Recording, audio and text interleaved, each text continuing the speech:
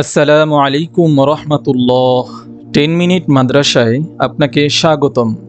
মসজিদুল আকসা মুসলমানদের প্রথম কেবলা। মসজিদুল আকসা যা বাইতুল মুকদ্দাস নামেও পরিচিত। এই মসজিদটি জেরুজালেমে অবস্থিত, যা মুসলমানদের প্রথম কেবলা। একে ঘিরে মুসলমানদের অন্তরে রয়েছে অপ্রতুল ভালোবাসার অপূর্ব নিদর্শন। মুসলমান মাত্রই মহান আল্লাহ তাআলার পবিত্র এই ঘরটিকে ভালোবাসে, শ্রদ্ধা করে মনে গহীন থেকে। তাই তো যুগ যুগ ধরে এর উপর বয়ে যাওয়া সব প্রতিকূলতার সঙ্গে সংগ্রাম করে শত্রুর হাত থেকে একে রক্ষা করতে সচেষ্ট মুসলমানরা।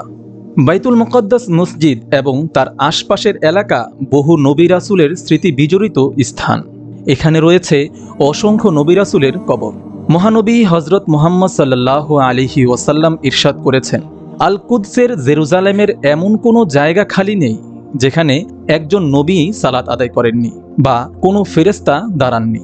মুসলমানদের কাছে জেরুজালেম শহরটি আল কুদস নামেও পরিচিত। মসজিদুল আকসার মোট 7টি নাম রয়েছে।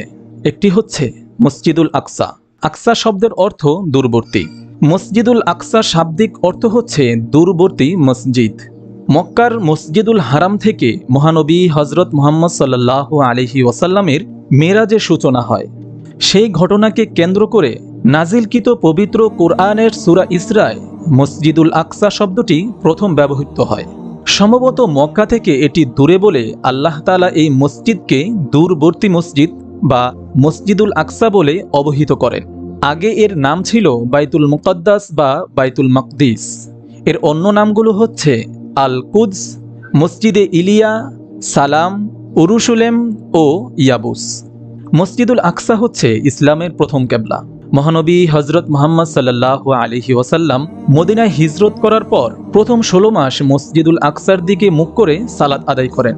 পরে মহান আল্লাহ তাআলার নির্দেশে মুসলমানদের কেবলা মক্কার দিকে পরিবর্তিত হয়।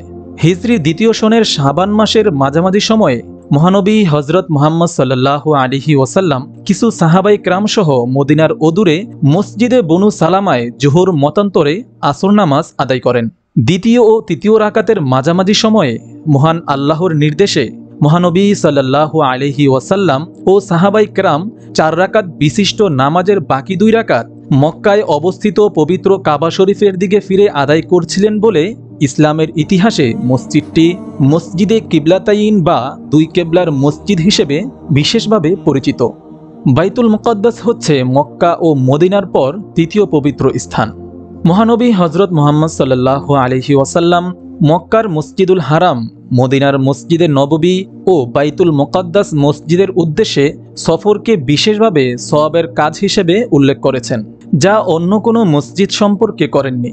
এই সম্পর্কে মহানবী সাল্লাল্লাহু আলাইহি ওয়াসাল্লাম ইরশাদ করেন, তোমরা 3টি মসজিদ ব্যতীত অন্য কোনো মসজিদে বিশেষ সওয়াবের উদ্দেশ্যে পরিভ্রমণ করো না। ওই 3টি মসজিদ হলো মসজিদে হারাম, মসজিদে নববী এবং মসজিদুল আকসা। মহানবী সাল্লাল্লাহু আলাইহি ওয়াসাল্লাম আরও ইরশাদ করেছেন, কোনো ব্যক্তি তার ঘরে 1 রাকাত সালাত আদায় করলে 1 রাকাত সালাতেরই সওয়াব পাবে, আর মসজিদে আদায় করলে 25 রাকাতের সওয়াব পাবে, এবং জুমার মসজিদে আদায় করলে 500 রাকাতের সওয়াব পাবে, আর মসজিদে নববীতে ও মসজিদুল আকসায় আদায় করলে 50,000 রাকাতের সওয়াব পাবে, এবং মসজিদে হারামে আদায় করলে 1 লাখ রাকাতের সওয়াব পাবে। মসজিদুল আকসার নির্মাণ সম্পর্কে বিভিন্ন তথ্য পাওয়া যায়, তবে সঠিক বক্তব্য হচ্ছে হযরত ইব্রাহিম আলাইহিসসালাতু ওয়াসসালাম কর্তৃক কাবা গৃহ নির্মাণের 40 বছর পর হযরত ইয়াকুব আলাইহিসসালাতু ওয়াসসালাম আল আকসা মসজিদ নির্মাণ করেন।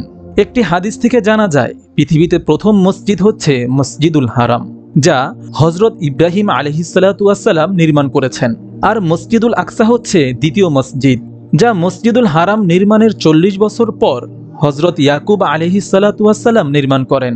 হযরত ইয়াকুব আলাইহিসসালাতু ওয়াসসালামের উপাধি ছিল ইসরাইল। তার দিকে সম্বোধন করে তার বংশধরকে বনি ইসরাইল বলা হয়। হযরত ইয়াকুব আলাইহিসসালাতু ওয়াসসালাম তার বংশ বনি ইসরাইল সহ জেরুজালেম বসবাস করতেন, কিন্তু তার শেষ বয়সে বনি ইসরাইল হযরত ইউসুফ আলাইহিসসালাতু ওয়াসসালামের আহ্বানে মিশর প্রবেশ করেন। হযরত ইউসুফ আলাইহিসসালাতু ওয়াসসালাম হযরত ইয়াকুব আলাইহিসসালাতু ওয়াসসালামের সন্তান ও আল্লাহর নবী ছিলেন। পরবর্তী সময়ে বনি ইসরাইল মিশরে ফেরাউনের দ্বারা নির্যাতিত হয়। হজরত মুসা আলাইহিসসালামের যুগে তার সাহায্যে বনি ইসরাইল মিশর ত্যাগ করেন। ফলে পুনরায় তাদের জেরুজালেমের পবিত্র স্থানে ফিরে আসার স্বপ্ন বাস্তবায়িত হওয়ার সম্ভাবনা দেখা দেয়। কিন্তু জেরুজালেমের জালেম অধিবাসীদের বিরুদ্ধে লড়াই করার ক্ষমতা তারা হারিয়ে ফেলে। তাদের ভীরুতা ও কাপুরুষতার জন্য আল্লাহ তাআলা সিনাই মরু প্রান্তের তিহ ময়দানে তাদের 40 বছর মরু জিন্দিগি যাপনের শাস্তি প্রদান করেন। আজ এ পর্যন্তই। বাকি তথ্য দ্বিতীয় পর্বে দেওয়া হবে ইনশাআল্লাহ।